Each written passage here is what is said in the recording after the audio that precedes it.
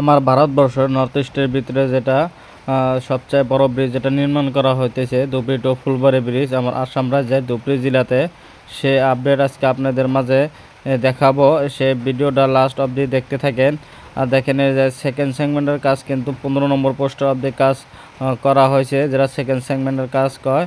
আর এই যে এই পার্টসগুলো দেখেন, এই পার্টসগুলো কিন্তু অন্য জায়গায় কিন্তু বানানো হয়, যে জায়গায় যে এই জায়গায় যে দেখছেন ফালায় রাখা হয়েছে সেগুলো কিন্তু অন্য জায়গায় বানানোর পর এই জায়গাতে আয়না তারপরে যেরকমভাবে ফিডিং করা হয়। আমার ভারতবর্ষের আসাম রাজ্যের ধুবড়ী জেলার সবচেয়ে পিছপড়া জায়গা, সেই পিছপড়া জায়গায় কিন্তু এই ব্রিজ নির্মাণ করা হইতেছে। আমরা অনেক আশাবাদী এই ব্রিজ কাজ অনেক দ্রুত গতিতে শেষ হবে, তারপর আমার ধুবড়ী জেলাটা অনেক ডেভেলপ হবে। আর দেখেন এই যে ব্রিজের দৃশ্যটা দেখেন কি সুন্দরভাবে তারা করে আসছে। আর এই জায়গায় কিন্তু যেটা আমি যে জায়গায় দাঁড়িয়ে আছি এই জায়গা থেকে কিন্তু বেশি হাইট না, 10 থেকে 12 ফুট হাইট। এই জায়গা থেকে কিন্তু লাহে লাহে মিডিল পয়েন্টে কিন্তু আরও হাইট হবে, যেটা নদী সাইড আছে ওই জায়গায় অনেক হাইট হবে, যাতে তল দিয়ে জাহাজ যেতে পারে। এই ধুবড়ী টু ফুলবাড়ী ব্রিজ কোন কোম্পানি করে আছে সেটা আজকে আপনাদেরকে বলবো।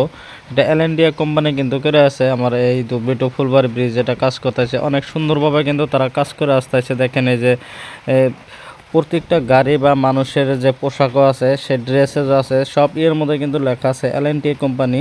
এল&ডি কোম্পানি কিন্তু এই ব্রিজের কাজটা করে আছে। এই ব্রিজের তলের দৃশ্যটা আজকে আপনাদেরকে এখন দেখাবো। দেখেন এই যে তারা এই যে ব্রিজের পার্টসটা দেখেন তারা কীরকমভাবে ফিটিং করছে, দেখেন অনেক সুন্দরভাবে।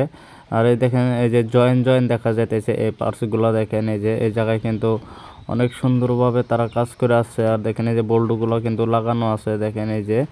আর এই ব্রিজ আমার ইন্ডিয়ার ভিতরে সেকেন্ড লং ব্রিজ নির্মাণ করা হয়েছে 19.28 কিলোমিটার দৈর্ঘ্য। আর যেটা 1 নম্বর যেটা ব্রিজ নির্মাণ করা হয়েছে সেটা হলো মুম্বাই সাগরে নির্মাণ করা হয়েছে। আর এই ধুবড়ী টু ফুলবাড়ী ব্রিজ যেটা নির্মাণ করা হয়েছে পুরো ব্রহ্মপুত্র নদীর উপরে এই ব্রিজের কাজটা করা হয়েছে, পুরোটা ব্রহ্মপুত্র নদী। যে ভাইরা এই ব্রিজে ঘুরতে আসে তাদেরকে আজকে একটা মেসেজ দিতে যাচ্ছি। এই ব্রিজের মধ্যে যারা আসেন বাইক নিয়ে ঘুরতে আসেন তারা কিন্তু পুরো সাবধানে থাকবেন। এই জায়গায় যদি কোনো অ্যাক্সিডেন্ট হয় তারা কিন্তু কোনো দায়ী থাকবে না।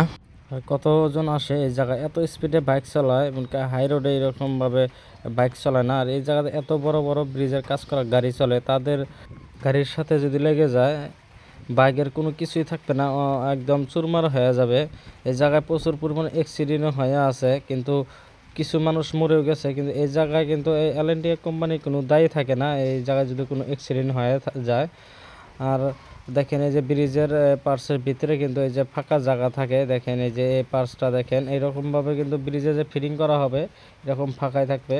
আর দেখেন এই যে এগুলা এই যে গর্তর মধ্যে কিন্তু ফুটা যে আছে এই ফুটার মধ্যে কিন্তু বল্টু লাগানো হবে। যারা আমার এই ইউটিউব চ্যানেলে বা ফেসবুকে যারা নতুন দেখে আছেন সবাই ইউটিউব চ্যানেলটা সবাই সাবস্ক্রাইব করে নেবেন।